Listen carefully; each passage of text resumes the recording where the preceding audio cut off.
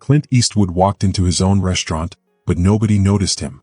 It was nighttime in Carmel by the Sea, a small, quiet town where most people knew each other. The streetlights made long shadows on the sidewalk, stretching toward the entrance of the restaurant. The place was called Mission Ranch, a restaurant with history, charm, and most importantly, Clint Eastwood's name on the door. But tonight, there were no flashing cameras, no whispers about Hollywood, and no one expecting him to be there.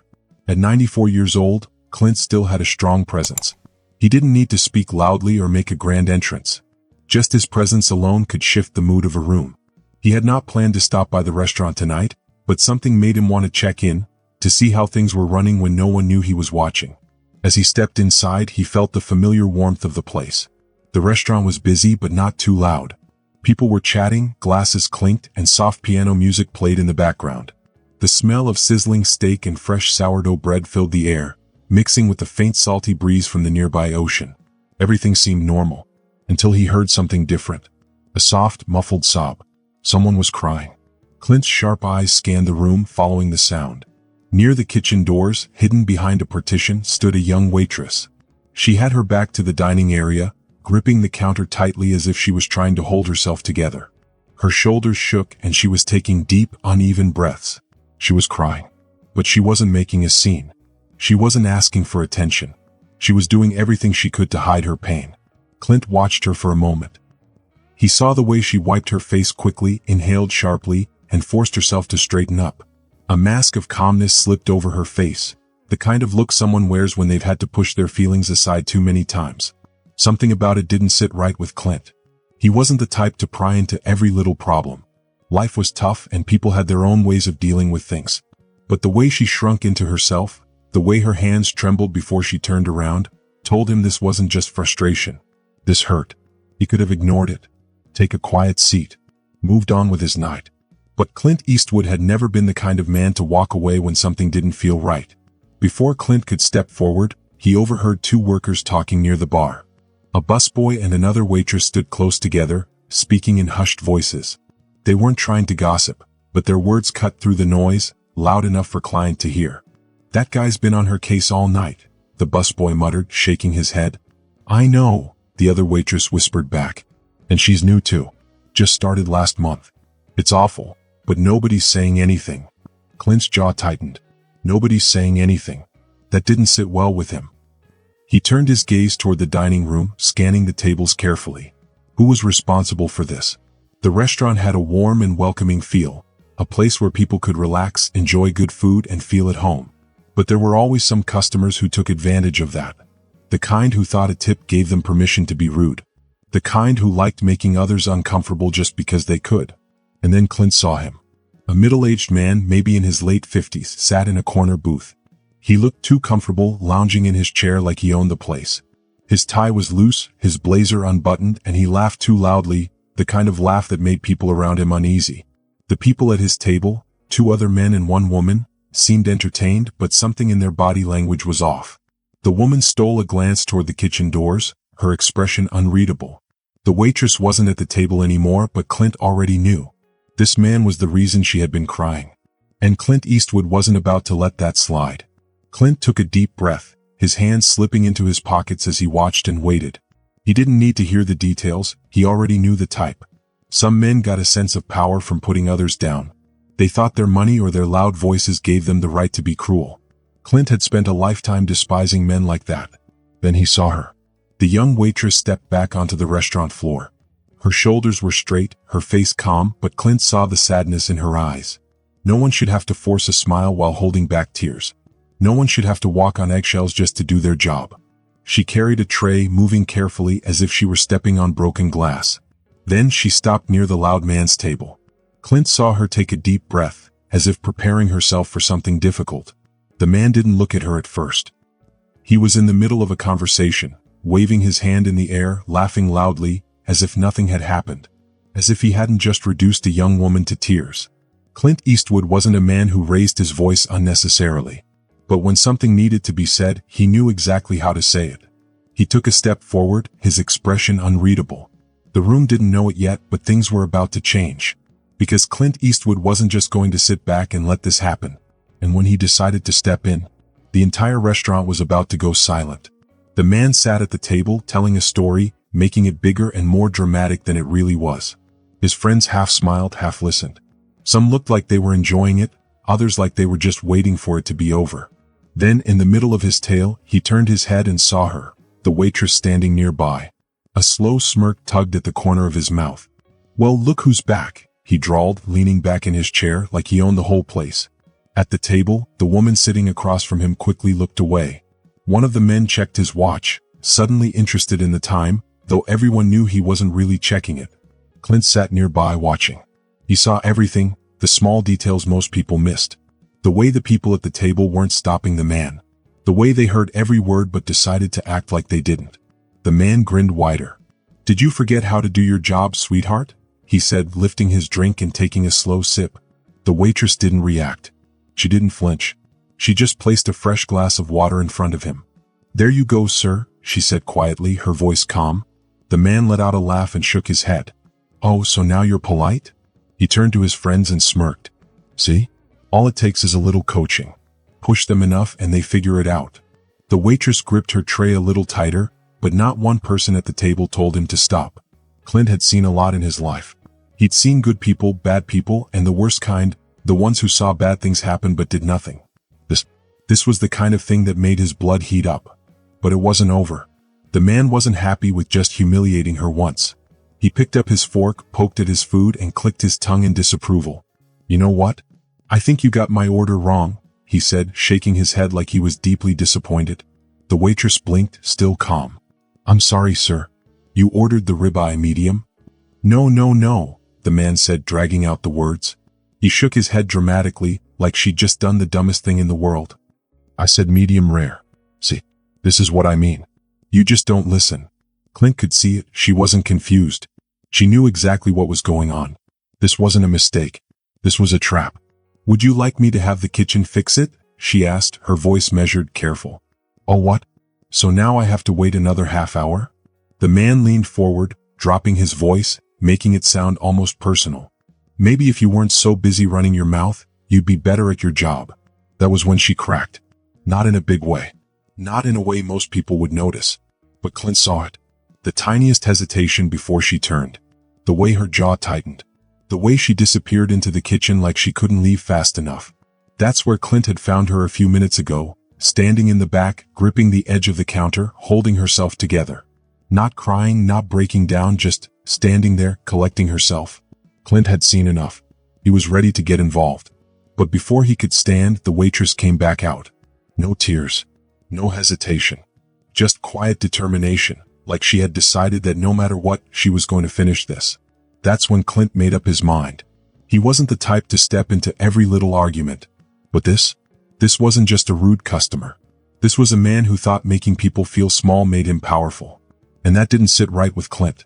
He rose from his chair. He didn't rush. He moved slowly, deliberately. No one had recognized him yet, and that was fine with him. He made his way toward the table. The waitress was already there, placing the new plate in front of the man. The man muttered, "Took you long enough," swirling his drink in his glass. Then, with a smirk, he added, "What? You go cry in the back before coming out here?" Clint saw the slight tremor in the girl's fingers as she set the plate down. Then the man moved. Not aggressively. Not harshly. Just enough. A hand hovering near her wrist. Not grabbing, not touching, just close. A move so small, so easy to excuse. She flinched. That was it. Clint's voice cut through the air like a blade. "That's enough." It wasn't loud. It didn't have to be. The whole restaurant went still. The man froze mid-smirk, confused at first. Slowly he turned his head. His eyes landed on Clint, just another old guy in a simple jacket. "And who the hell are you?" the man scoffed, chuckling as he leaned back in his seat. "Got yourself a little hero complex, pal?" Clint didn't blink. He didn't move. He didn't have to. "No," Clint said, his voice steady. "Just a man who doesn't like bullies." The laughter at the table died. The waitress took a step back, pressing the tray against her chest. The man's smirk twitched. For a second he looked uncertain. Then he forced the smirk back into place. "You serious? Over a waitress?" he sneered. "You got no idea what you're talking about, old man." Clint tilted his head, studying him. "I know exactly what I'm talking about," he said. "I watched you all night. Saw you humiliate someone just trying to do their job. And now you're sitting there thinking no one will stop you. The man scoffed. You've got some nerve. Clint took a step forward. No, he said, his voice lower now. You do. The air in the room shifted. It wasn't loud. It wasn't aggressive. But it was final. The man opened his mouth. No words came out. For the first time that night he looked unsure. His eyes darted around looking for support. But he wasn't getting any. The waitress wasn't alone anymore. And neither was Clint. His own friends at the table weren't laughing anymore. One of the women shifted uncomfortably in her seat, looking away. One of the men cleared his throat and grabbed his drink, suddenly very interested in the bottom of his glass. The man straightened his shoulders like that would help him regain control. He wasn't ready to let this go, not yet. You got a problem, old man? He asked, but his voice was lower now, weaker. Clint let the silence stretch. His gaze didn't waver. The weight of his stare landed squarely on the man's chest. The man's fingers drummed once against the table. Then he scoffed, forcing out a laugh. This is ridiculous, he muttered, shaking his head. All this over some. Clint took one more step forward. Careful, Clint warned. One word, and it hit like a hammer. The man's mouth snapped shut, and for the first time all night, he looked uncertain. Clint didn't need to say more. The moment had already changed. The man exhaled sharply, looking at his friends for backup. But no one helped him. The woman next to him gave him a look, one that said she was embarrassed for him. The other man at the table finally cleared his throat and muttered, "Let's just eat." And that was it. The moment of recognition. The shift. The man might have been full of himself, but he wasn't dumb. He could feel it. Something had changed. The air in the restaurant felt different, like it had turned against him. He wasn't in charge anymore. He let out a small, fake laugh, then reached for his drink. Whatever. Not worth the trouble. But Clint wasn't done. Say sorry, Clint said, his voice calm and firm. The man almost choked on his drink. What? You heard me, Clint said, his voice never getting louder, never shaking. You spent your night being mean to her. Now you're going to look her in the eye and apologize. The man laughed again, but this time it was weaker. The kind of laugh people do when they know they've already lost. The waitress had been quiet the whole time, barely even breathing. The man shifted in his seat, his fingers tapping on the table. His eyes moved between Clint and the people around him. He was thinking, trying to figure out his choices. He didn't have many. Finally, he let out a sharp breath. Not because he felt bad, but because he knew he had no way out. Fine, he mumbled, not even looking at the waitress. Sorry. Clint didn't move. The waitress swallowed hard. She stood up straight, but Clint could see it. The tiredness, the embarrassment, the way she was ready for more trouble. That's not an apology, Clint said. The man clenched his jaw. A long silence. Then finally he lifted his eyes to her. I'm sorry, he said again, this time a little slower. It wasn't much, but for the first time that night, he actually meant it. Clint held his gaze a second longer, then stepped back. The whole restaurant seemed to breathe again. People started talking in whispers, forks clinking against plates. But nothing would be the same. Not completely. Before Clint could leave, the waitress turned to him. She hesitated, gripping her tray, like she was holding on to the moment. Her eyes met Clint's. They still held the weight of everything that happened. But now there was something else. A quiet strength. Thank you, she said, her voice soft but steady. Clint gave a small nod. He didn't need thanks. This wasn't about him. The man at the table let out a sharp breath, muttering something under his breath. His food sat in front of him, untouched. His appetite was gone, ruined by his own actions. His friends didn't speak up for him. They looked uncomfortable, like the smell of smoke after a fire. Then the restaurant manager arrived, a thin man in his 50s, his eyes darting between Clint and the table. He opened his mouth to say something, but before he could, Clint looked at the waitress. You okay? Clint asked, his voice low. She hesitated for just a second, then nodded. Yeah, I am. That was enough for Clint. He turned to leave, but the manager took a step forward. He cleared his throat. Mr. Eastwood. Clint stopped. The manager had been about to say something polite, something meaningless. But when Clint looked at him, the man changed his mind. Instead, he turned to the table.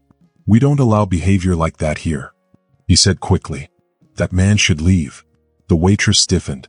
For the first time, Clint saw something new in her face, something like frustration. She looked at the manager, then at the man who had embarrassed her. And she made a choice. No, she said. The room went silent again. Even Clint raised an eyebrow. The man smirked, like he thought she was backing down.